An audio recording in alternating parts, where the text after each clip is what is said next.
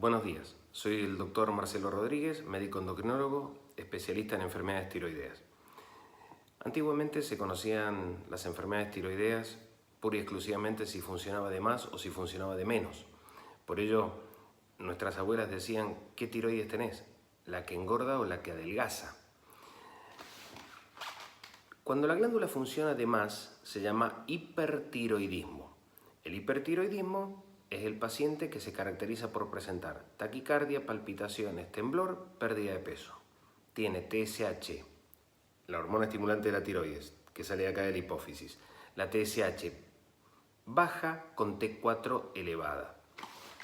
El otro extremo es el hipotiroidismo, cuando la glándula funciona menos. Ese paciente tiene decaimiento, somnolencia, tendencia al sobrepeso, caída de cabello, se quiebran las uñas, metabolismo basal lento. Ese paciente en el análisis tiene TSH elevada, la hormona que sale de la hipófisis, TSH elevada con T4 normal. Ahora, lo que muchos médicos decían fácil de diagnosticar, fácil de tratar, no es tan sencillo. Porque el 60% de los hipotiroidismos son tiroiditis autoinmune o enfermedad de Hashimoto. Después en otro video nos referiremos a las enfermedades tiroideas, hipertiroidismo producido por anticuerpos. Pero ahora nos dedicaremos pura y exclusivamente a la tiroiditis autoinmune o enfermedad de Hashimoto en su fase hipotiroidea. A ver, ¿qué es esta enfermedad? Que es el 60% de las enfermedades tiroideas, que cada vez es más frecuente, la incidencia va en aumento. ¿Por qué? Porque está vinculada con el estrés, con ciertas infecciones, se asocia a infecciones sobre todo virales, virus de Epstein-Barr, citomegalovirus, virus de herpes simple, virus de varicela zoster, también la candidiasis, sobrecrecimiento bacteriano intestinal y sobre todo con la variable del estrés. Porque cuando nosotros hacíamos la historia clínica en nuestros pacientes hace 7 años en Estados Unidos, veíamos entre los antecedentes clínicos, el paciente tenía eventos traumáticos, eventos de estrés hormonal o emocional. Entre ellos podíamos detectar aquellos que habían hecho su cuadro de Hashimoto, el antecedente de divorcio o separación, fallecimiento de un familiar, pérdida de un empleo, robo, accidente, mudanza, posparto. A ver, no quiere decir que todo paciente que va a tener estos eventos traumáticos va a ser esta enfermedad. No, tiene que existir una serie de cofactores, una serie de factores que en su conjunto alteren el sistema inmunológico. Porque en realidad la tiroiditis autoinmune no es en sí una enfermedad glandular, es una enfermedad del sistema inmunológico, en el cual todos estos factores atacaron el sistema inmunológico o lo confundieron y el sistema inmunológico a su vez confunde a la glándula tiroidea como un sujeto extraño, entonces lo comienzan a atacar y lo comienzan a destruir. Yo siempre les comento a mis pacientes, miren, yo pongo 2 pacientes en una camilla, uno tiene fiebre y tos, el otro tiene fiebre y tos, los dos se ven iguales, pero cuando los voy a revisar, uno tiene angina, el otro tiene neumonía, ya no es lo mismo, lo que se ve igual ya no es lo mismo. Cuando lo voy a medicar, al paciente que tiene angina, yo le doy amoxicilina 500 cada 8 horas, perfecto. Al que tiene neumonía, le doy amoxicilina 500, no pasa nada. ¿Qué es esto? Es el ejemplo típico, el caso de angina, el paciente que tiene hipotiroidismo. Se reemplaza simplemente con una dosis sustitutiva de levotiroxina, de hormona sintética. El paciente con tiroiditis autoinmune o enfermedad de Hashimoto no es que sea más grave, es distinto. En el hipotiroidismo, ya sea por resección quirúrgica, por cirugía de nódulos de cáncer de tiroides, por radiación, por intoxicación con metales pesados, por medicamentos, la glándula empieza a producir menos T4.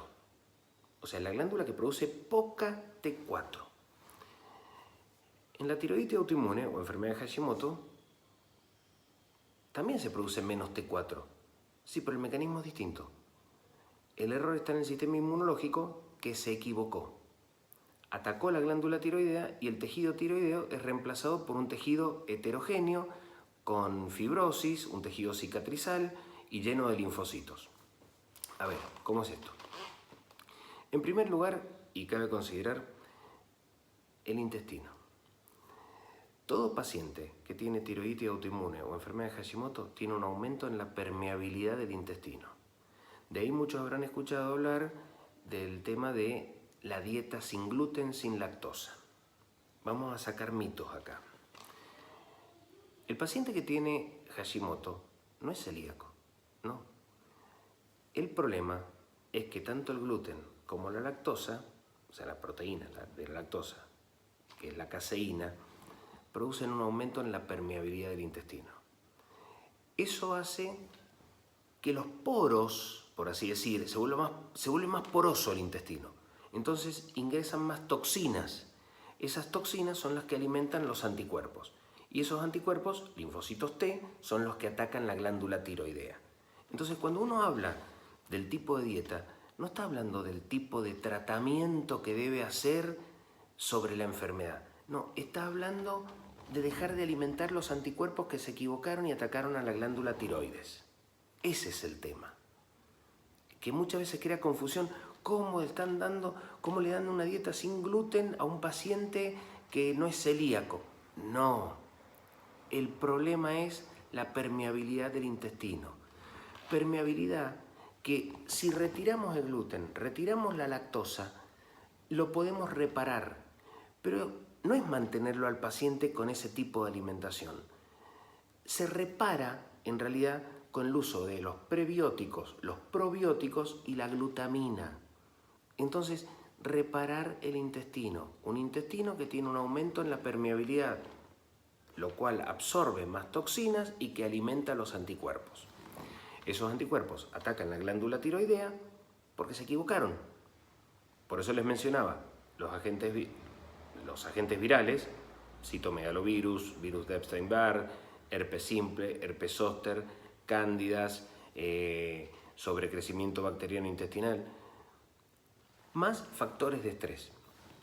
Atacan la glándula tiroidea y el paciente comienza a presentar en forma lenta y en forma vaga déficit de atención, déficit de concentración, aumento de peso. Es el paciente que va al gimnasio, hace todas las dietas, no puede bajar de peso, TSH T4 normal. ¿Qué está pasando?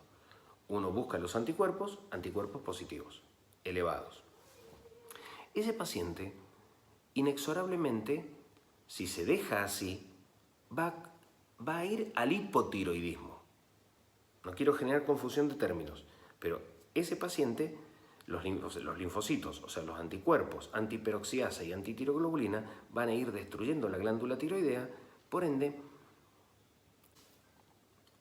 va a subir la TSH y va a mantenerse normal la T4, o puede llegar a bajar. Ese paciente entró en hipotiroidismo autoinmune, ¿sí? Pero ya entró en hipotiroidismo. Antes el paciente estaba en eutiroidismo, en función normal. Sobre ese paciente, no es que vamos a ir a darle hormona tiroidea.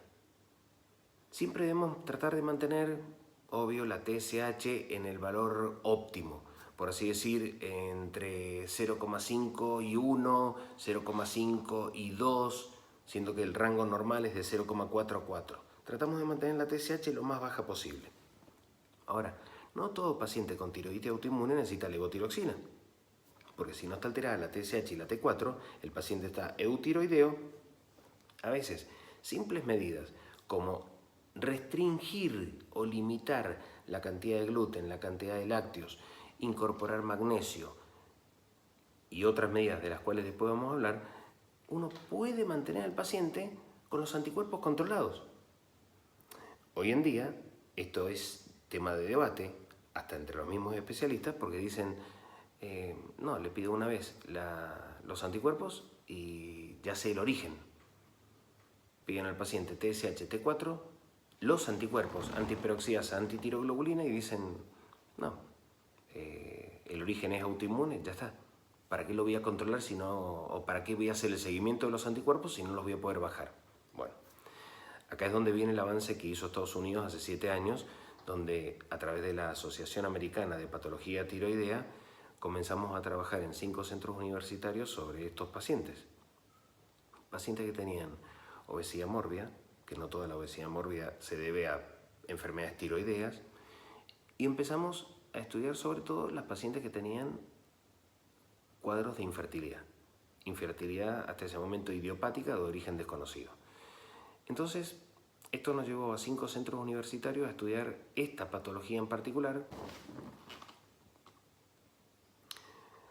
Todos estos pacientes con todos estos síntomas, déficit de atención, de concentración, de memoria, angustia, ansiedad, pánico, sometidos a estrés, con constipación, caída del cabello, se quiebran las uñas, frecuencia cardíaca baja, a su vez con sensación de palpitaciones, la piel seca, que se acompaña siempre de colesterol elevado y en algunas veces de cuadros anémicos o síndrome anémico.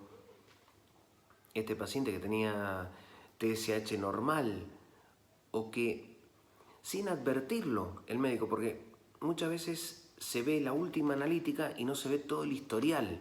Entonces, este paciente con tiroiditis autoinmune o enfermedad de Hashimoto es el paciente que se caracteriza porque tiene una TSH fluctuante.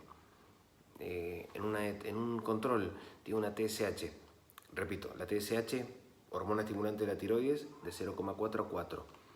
En algún control el paciente tiene una TSH de 2.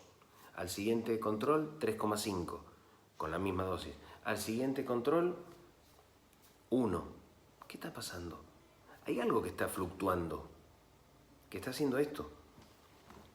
Cuando evaluamos a ese paciente, por los signos y los síntomas, por el examen físico del paciente, porque el 80% del diagnóstico es interrogatorio y examen físico.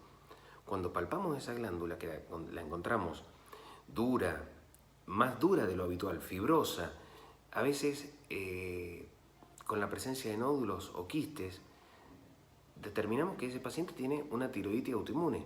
Entonces solicitamos los anticuerpos y nos encontramos con la sorpresa. Muchas veces TSH y T4 normal con los anticuerpos elevados. El paciente dice, no, vengo de control o soy controlada por el médico clínico y el médico o el internista, y el médico me dice, no, siga con la misma dosis, está bien. Y la paciente no se siente bien. Es que el tema está ahí. Cuando medicamos a un paciente o cuando tratamos a un paciente, no estamos tratando un análisis, estamos tratando a un paciente, ¿sí? Ese paciente que tiene signos y síntomas que debemos resolverlos. Cuando hablamos del tratamiento de la enfermedad, hablamos de la sustitución con levotiroxina para sustituir el daño producido por los anticuerpos. O sea, cuando estamos dando hormona tiroidea, ya suponemos que el paciente tiene por lo menos un 20 o 30% de destrucción glandular.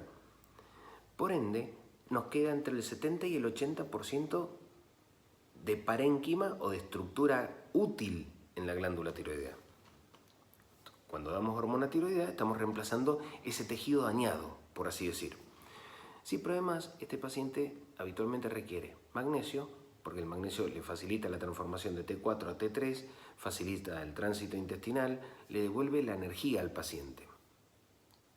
Otra cosa que necesita el paciente es vitamina D. Y acá es fundamental, porque el 90% de los pacientes con tiroiditis autoinmune o enfermedad de Hashimoto tienen déficit de vitamina D.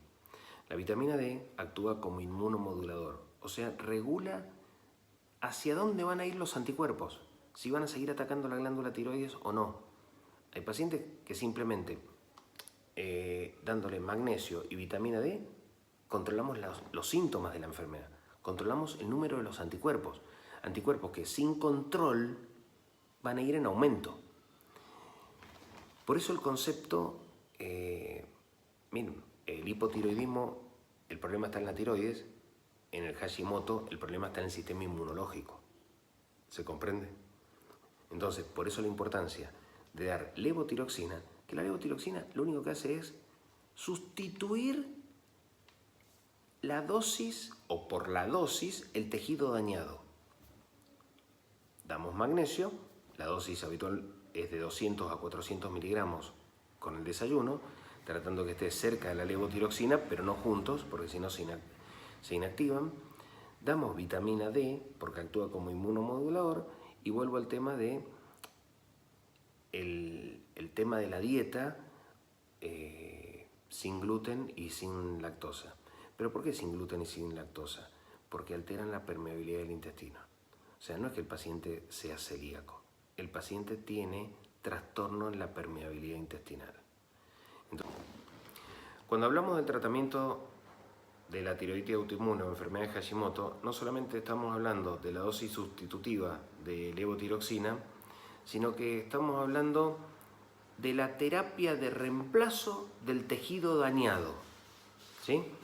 Hay pacientes que nos llevan a confusión muchas veces, porque cuando a una persona le hacen la resección del 80-90% de la glándula, la dosis de reemplazo va de 150 a 175 microgramos. Entonces, cuando llega a nuestro consultorio el paciente que dice estoy tomando 200, 250, 300 microgramos de levotiroxina, sabemos que hay un error agregado, por así decir, y generalmente corresponde a una comorbilidad, a una enfermedad asociada. El paciente que tiene tiroides autoinmune, como no está en su dosis justa, voy a decir así, no es que no esté correctamente tratado, no está en su dosis justa, el paciente tiene tendencia al sobrepeso, produce una insulinoresistencia o síndrome metabólico, y si sigue aumentando de peso, acumulación de grasas, lo lleva también a una esteatosis hepática o hígado graso. Entonces, al metabolismo lento que teníamos inicialmente por la falla de la tiroides, ahora se vuelve más lento. Entonces, por eso el paciente necesita más dosis para metabolizar. Entonces, descartar comorbilidades o descartar patologías asociadas, ya sea insulinoresistencia e hígado graso. Lo segundo, hacer previamente la determinación de magnesio, selenio y zinc. En muchos pacientes funciona muy bien la administración de magnesio 200 a 400 miligramos por día, selenio 200 microgramos, zinc 50 miligramos. Muchas veces los médicos lo hacemos preparar, ya que no se encuentran estas proporciones, lo hacemos preparar y también según tolerancia intestinal, porque si nos pasamos de dosis de magnesio y si no lo hemos medido previamente, si tenemos un daño renal, podemos causar más daño renal con el magnesio. Entonces, vuelvo a repetir, hacer las determinaciones de laboratorio previas de magnesio, selenio y zinc, y según la tolerancia agregar magnesio, selenio y zinc o magnesio solamente para mejorar tránsito intestinal, vitalidad, energía, somnolencia, y que le facilite sobre todo el metabolismo, porque literalmente lo que hace el magnesio es acelerar el metabolismo, es un mineral simplemente. Cuando hablamos de reducir la permeabilidad del intestino, estamos hablando de la dieta sin gluten, sin lactosa, pero también con la administración de glutamina, porque es lo que repara los poros dañados o los poros agrandados, por lo cual está aumentada la permeabilidad, por lo cual ingresan las toxinas, por lo cual aumentan los anticuerpos. También el uso de los prebióticos y los probióticos. ¿Cuándo? Cuando se va a comer, no fuera de las comidas, porque justamente tienen que actuar con las comidas. Los pacientes con tiroides autoinmune tienen déficit de vitamina D. Por eso es muy importante el aporte, chequearla primero. Hoy en día esto es un problema porque las obras sociales autorizan una dosificación o una medición por año. Entonces, si tenemos bajo en verano, imagínense en época de invierno, peor. Porque la vitamina D, para quienes no lo saben, se forma a través de la exposición solar. Los rayos ultravioleta penetran la piel y comienzan a partir de la piel a hacer todo un ciclo hasta producir vitamina D. Esta vitamina D es inmunomoduladora, con lo cual regula el sistema inmunológico. Hay pacientes que con artritis reumatoidea, con síndrome de Sjögren, literalmente han dejado de tomar la medicación con la administración de vitamina D. La intención de hacer este video es justamente dar a conocer los lineamientos generales que estamos usando nosotros en Estados Unidos en el tratamiento de esta enfermedad, y es simplemente un avance. Va a haber una serie de videos en los cuales se va a hablar del origen, de los síntomas, de los desencadenantes, de las patologías asociadas a la enfermedad de Hashimoto. Vamos a entrar más específicamente en el tratamiento, los pormenores. Yo el video lo voy a subir a las redes sociales, con lo cual en las redes sociales hay una interacción rápida, por así decir, con lo cual yo ya sé qué es lo que buscan o qué es lo que quiere saber el paciente. No es la intención ir a cada caso en particular, sino en líneas generales dar a conocer qué es lo que se hace en esta enfermedad